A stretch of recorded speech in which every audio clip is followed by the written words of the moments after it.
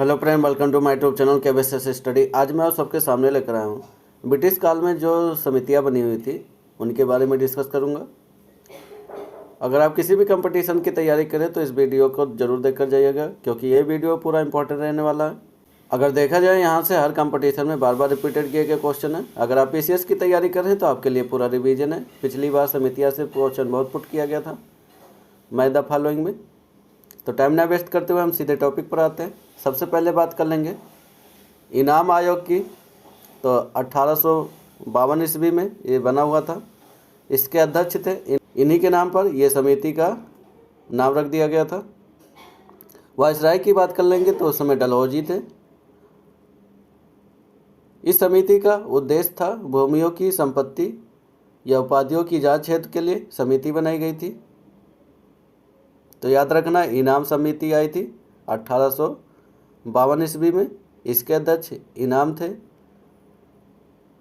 Viceroy की बात कर लेंगे तो डलहौजी के टाइम पर आया था। आगे बात कर लें चार्ल्स वुड डिस्पैच समिति के बारे में, तो 1854 में आया था। इसके अध्यक्ष थे सर चार्ल्स वुड। वायसराय की बात कर ले तो डलहौजी के टाइम पर आया था। उद्देश्य की बात कर ले, इस समिति का उद्देश्य क्या था? भारत की भावी शिक्षा की रूपरेखा तैयार करने के लिए समिति बनाई गई थी।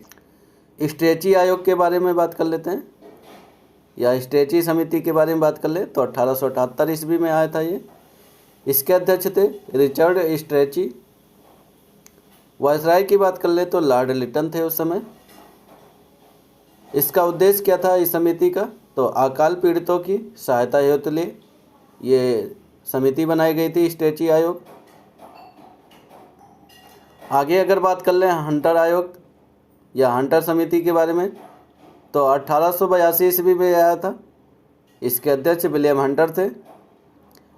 वायसराय की बात कर ले तो उस समय हमारे लॉर्ड रिपन आ जाते हैं, और इसका भी उद्देश्य हमारा शिक्षा की प्रगति के पुनरावलोकन से संबंधित था। आगे अगर बात कर ले हर्सेल समिति के बारे में, तो 1893 ईस्वी में आया था। इसके अध्यक्ष हर्सेल थे। वायसराय की बात कर ले उस समय कौन था? तो लैंसडाउन था। इस समिति का उद्देश्य के बारे में बात कर ले तो टकसाल संबंधी सुझाव देने के लिए यह समिति बनाई गई थी। अगली समिति के बारे में बात कर ले तो मैकडोनल्ड आयोग या मैकडोनल्ड समिति के बारे में, तो 1900 ईस्वी में आया था पूरा। अध्यक्ष की बात कर ले तो एंटोनो मैकडोनल्ड थे इस समय। और वायसराय की बात कर ले उस समय कौन थे? तो कर्जन थे। इस समिति का उद्देश्य के बारे में बात कर ले तो दुर्भिक्ष पर स्ट्रेची आयोग की रिपोर्ट पर अपना सुझाव देने के लिए समिति बनाई गई थी।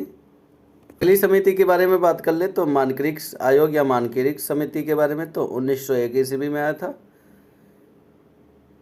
इसके अध्यक्ष की बात कर लेते बोल्विन स्कॉट मानक्रिक थे। वायसराय की बात कर ले उस समय हमारे कौन थे? कर्जन साहब थे। इसका उद्देश्य क्या था? सिंचाई योजना के संबंधित था ये पूरा मानक्रिक आयोग। तो ये सब हमारे प्रमुख समितियां थी।